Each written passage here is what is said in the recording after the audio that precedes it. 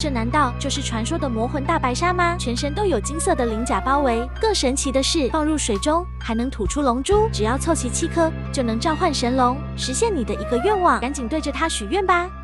这个玩具我之前好像见过，还是个外国货，网上卖的特别的贵，一个就要300多。据说呀，里面是可以拆出来外星人的宝藏的。难道说这个外星人就是超级赛亚人吗？可以拿出来7龙珠，有点意思，必须得买。小伙伴们，买来了！我告诉大家一个不幸的消息，陆子呀只买了5个，真的实在是太贵了，一共就花了我这么多钱，太心疼了。这要是都拆不出来7龙珠，那我可是要挨打了。你别说，这外国货啊，虽然贵是贵，但是做的挺漂亮的。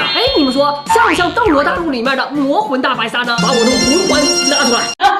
好，接下来就开始我们正经的挖宝了，看一下它这里面到底有没有7龙珠。像我们这样硬抠啊，它嘴巴是打不开的，必须把它放到水里面，它才会自己吐出龙珠。哇，嘴巴真的张开了，里面有东西，是一颗龙珠，有7颗星星，是第7颗龙珠，果然有货。我们看看还有没有其他的机关。肚子这边还有个提示，好像就是让我们把这个划开，然后取出里面的宝藏，看看里面有什么大宝贝。我天，都是绿色的史莱姆，哇，真的有一个外星人，还带着潜水镜，好像可以用来喷射史莱姆。我们给它塞进去，发射史莱姆。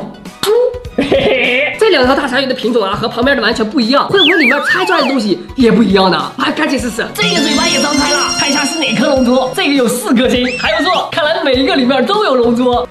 天哪，这个里面是金币，上面写了一个5字儿，难道说这是武魂殿的金币吗？我之前就说和斗罗大陆脱不了关系吧，没想到还真的是。继续，赶紧给我吐龙珠吧。这一只嘴巴里面怎么什么都没有啊？不对呀，龙珠呢？去哪儿了？被你吞进肚子里面了吗？我们赶紧从肚子里面给它找找。这个绿油油的好饱满呀，感觉有大货。出来吧！